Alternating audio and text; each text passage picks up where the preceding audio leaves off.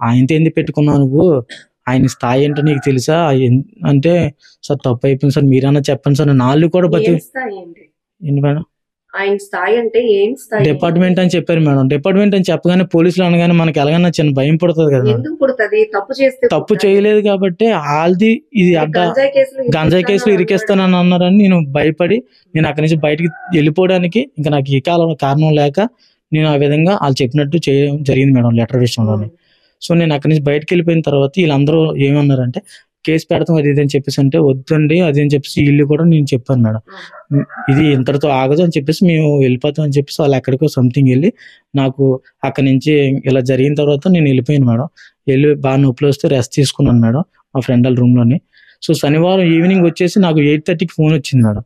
కరెక్ట్గా oxygen tower security guard అని నాకు ఒక కాల్ వచ్చింది మేడం. అనిల్ అంటే మీరేనా అంటే నేనే సార్ అని చెప్పేసి అంటే ఓకే అని చెప్పేసి కాల్ కట్ చేసిన తర్వాత నెక్స్ట్ పోలీసులు, మీడియా వాళ్ళు, నెక్స్ట్ ప్రజలు, స్విగ్గీ బాయ్స్, ఇంకా something non stop video calls, audio calls, normal calls, ఇంకా నాకు మీకోసం ధర్నా చేస్తున్నారు అండి అంటే నేను ఎవరో ఒకరికి కొంచెం చిన్న చిన్న ఆన్సర్లు ఇచ్చి కాల్ కట్ చేసాను. నిన్ను ఒక్కనే అయిపోయి ఉన్నాను మేడం. సో నాకేం చేయాలో అర్థం అవ్వలేదు మేడం. తర్వాత ఏమో ఇలాగ నా కోసం ఎంక్వైరీ చేసి ఇలాగ మా ఇంటికి పోలీసులు ఇక్కడికి గోల్కొండ మండలం అని చెప్తే ఇక్కడ నుంచి పోలీసులు వచ్చి ఇక్కడ మా అమ్మలు అడిగితే వీళ్ళు కాల్ చేస్తే నేను మాట్లాడాను మేడం. ముందు కేసు ఎందుకులే అనుకున్నారు, కానీ మీకోసం అక్కడ మార్కెట్ లో పనిచేసే వ్యాపారస్తులు, మహిళలు మిమ్మల్ని ఒక బిడ్డగా చూసుకొని ఏం జరిగిందో మా మీడియా ముందే చెప్పారు. అప్పుడు ధైర్యం వచ్చిందా మీకు? నాకు జరిగినప్పుడు మాత్రం ఇది మన ఊరు కాదు కదా అని చెప్పేసి నేను నా మనసులో అయితే ఉంది మేడం, చదువుకున్న ఫ్యూచర్ ఉంది అని చెప్పేసి నేను అక్కడి నుంచి నాకు నేనే తగ్గించుకొని వెళ్ళడం జరిగింది మేడం. ఎప్పుడైతే వీళ్ళందరూ నాకు సపోర్ట్ ఇచ్చి మాట్లాడారో దాని తర్వాత నాకు గుండె ధైర్యం పెరిగింది మేడం. ఇంటి దగ్గర తెలిస్తే ఏమన్నా అవుతుందని భయపడితే మా అమ్మాలు కూడా ఇలా జరిగితే నీ తప్పు ఏం లేనప్పుడు నువ్వెందుకు భయపడతావు అని చెప్పేసి మేము వస్తాము ఆదివారం అని చెప్పేసి నువ్వు ఆదివారం మార్నింగ్ రావడం జరిగింది మేడం. నేను నైటే కొంతమందికి ఇన్ఫార్మ్ చేశాను మేడం, ఇప్పుడైతే నేను రాలేనండి, నేను రేపు సబ్మిట్ అవుతానండి, ఎక్కడికి రమ్మంటే అక్కడికి వస్తాను అని చెప్పేసి అంటే మా అమ్మ నాన్న ఇద్దరు అందరూ వచ్చి మా ఫ్యామిలీ మెంబర్స్ వచ్చి గాజువాక ఆర్కే హాస్పిటల్లో అడ్మిట్ చేశారు మేడం నన్ను. అక్కడ మొత్తం ఎమ్మెల్సీ అవన్నీ చేయించి తీసుకొని అక్కడికి నేనే పోలీసులకు కాల్ చేసి సిఐ గారికి, ఎంవిపి సిఐ గారికి కాల్ చేసి నేనే ఇన్ఫార్మ్ చేశాను మేడం.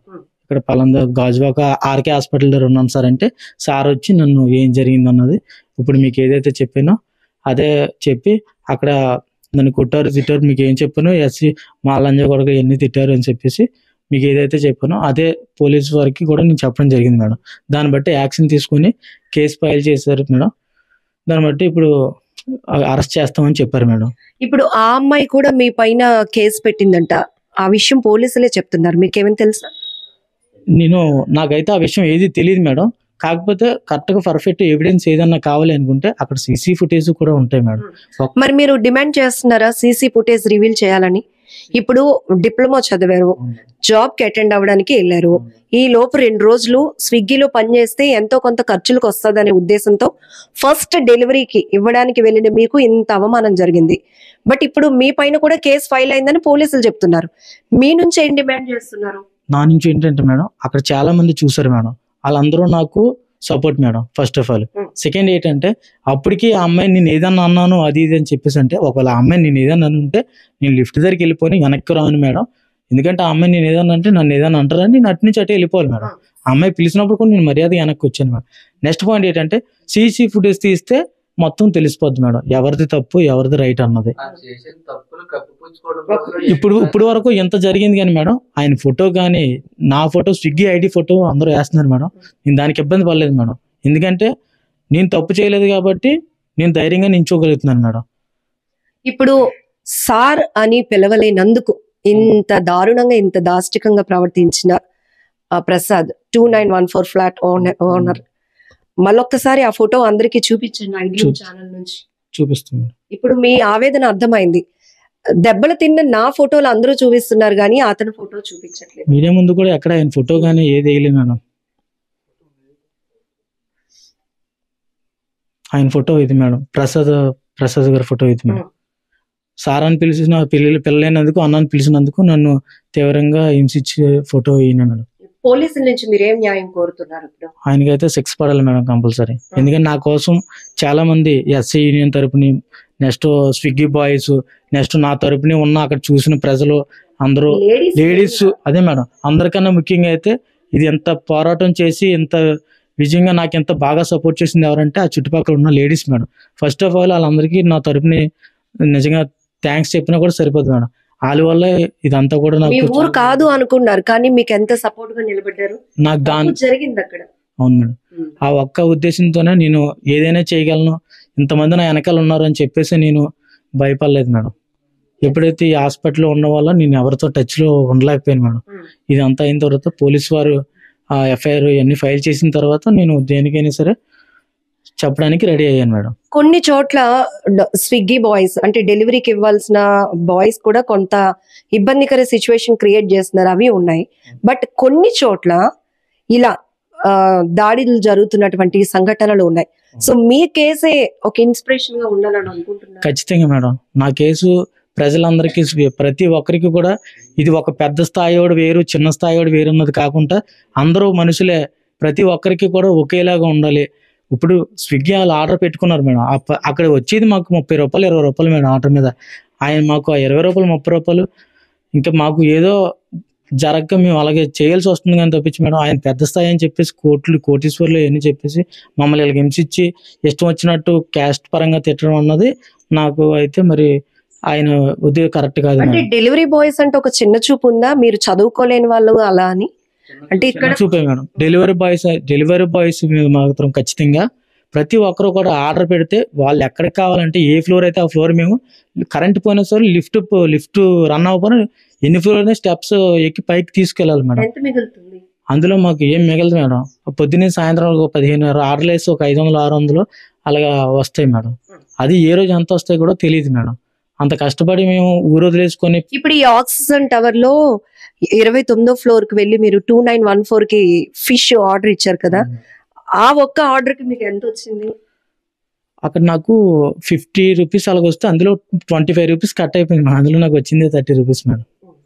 అవును. ఇదంతా ఎందుకు చెప్తున్నామంటే స్విగ్గీ బాయ్స్ అంటే డెలివరీ బాయ్స్ ఎంత కష్టపడతారు, వాళ్ళ స్థితిగతులు వేరు, వాళ్ళ ఎడ్యుకేషన్ వేరైనప్పటికీ కొన్నిసార్లు వాళ్ళ క్వాలిఫికేషన్ కి తగ్గట్టు జాబ్స్ రాక అలా అని ఖాళీగా ఉండడం ఎందుకు, మనపైన ఆధారపడ్డ కుటుంబ సభ్యులకి ఏదో రకమైన చేయూత ఇవ్వాలి, ఫైనాన్షియల్ గా మనం కూడా స్టేబుల్ అవ్వాలనే ఉద్దేశంతో వాళ్ళు ఇలాంటివి చూస్ చేసుకుంటూ ఉంటారు. అంతే కదా, ఈ క్రమంలోనే కదా మీరు అది. ఇప్పుడు ఏదైనా సరే మనీతోనే కదా మేడం కుడిపడి ఉంది. ఎంతో కొంత వస్తే జోలో రూపాయి ఉంటే మనకు దేనికైనా ఒక మంచినీళ్ళు తాగాలన్నా ఒక 20 రూపాయలు ఉండాలి కదా మేడం. సిటీలోకి వెళ్ళిన తర్వాత ఎంతో కొంత మన చేతిలో ఉంటే బెటర్, సాయంత్రం వేస్తే ఒక 500 వస్తాయి అనే ఉద్దేశంతో నేను స్విగ్గీ. ఇప్పుడు ఈ సమస్య అనేది మీ ఒక్కరిది కాదు, అందరూ ఓన్ చేసుకున్నారు. ఇక్కడ ఈ మౌనిక పని మనిషిగా పనిచేస్తున్న ఆమె ఎవరైతే ఉన్నారో ఆమెకి మా ఛానల్ నుంచి మీరు రిక్వెస్ట్ ఏమైనా పెడతారా?